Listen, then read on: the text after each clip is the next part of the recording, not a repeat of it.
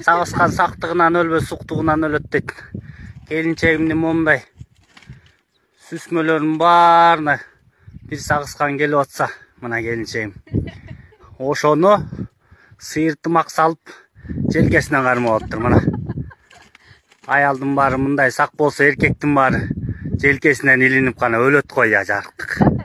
Эми муну бул да Алла тааланын эмеси экен, эми анан чукуп атат дейт, эми муну дагы кой берип коелу деп атасың. Мен бара албайм, мен чокуп албасын деп анан. Аялым илгерки Курманжан аткада эле да, ат үстүнө таш энген аял да. Анан ошо мындай сагышканды кой берип коеюн деп атат эми. Бу да болсо сооптур деп. Атам кандай дейсиңер, мына кармады. Мен барсам бул сагышкан чукуп атат. Аялым кармап алды мына. Аялың акылдуу болсо аңдагы эркекти дөңгө чыгарат дейт. Сагышкан сактыгынан эмес, үчүн суктугунан.